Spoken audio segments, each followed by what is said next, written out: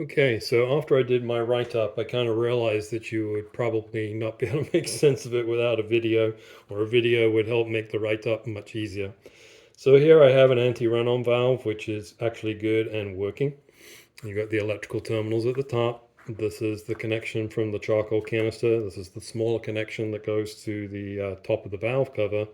And then this is the fresh air. Should be a long hose going to the front of the vehicle. Certainly on the late cars there is, maybe a shorter hose on earlier ones. I'm not so familiar. But this is the valve in the bottom. I don't know how well you're able to see it. My finger's a little bit fat for this, but you should get about a quarter of an inch deflection. It's spring loaded, so it'll come back down. If I hold it that way, you may be able to see that my little crease on my finger showing that you've got that quarter of an inch deflection going on. So if that's not moving freely, it may be blocked, but in my experience, it's usually a piece of charcoal from the charcoal canister, and blowing really hard through either side or both sides, optional.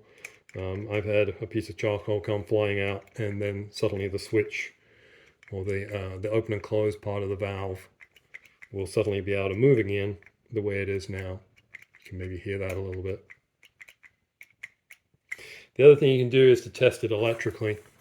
So I've got a small little 12-volt battery. It's actually from a universal power supply for one of my computers, but we'll just connect this up. It'll click on and off because it's kind of hard to get the electrical connection just right, and you may not be able to see it.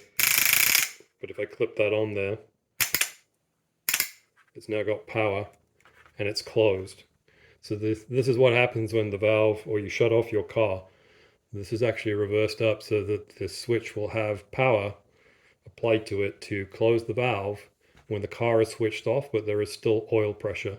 The John Twist video explains this quite well, but that's what you want. You've got oil pressure, but you've just switched off the car, so you want the car to stop dead. And so closing the valve stops the flow of air into the engine through the valve cover, puts a vacuum on things, puts a vacuum on the carb, and basically brings the car to a dead stop. When the car's running, there's no power, and the valve opens to allow fresh air to be coming up from the front of the car or through that biggish tube that's feeding into here. So that's a quick way to test it electrically. As I say, it's better to just put it on, but you know it's opening and closing that way. So that's the electrical test that I talk about, and just making sure that that deflects and can actually open and close properly. You can probably blow, close it and then try and blow through it, and you shouldn't be able to get any air through.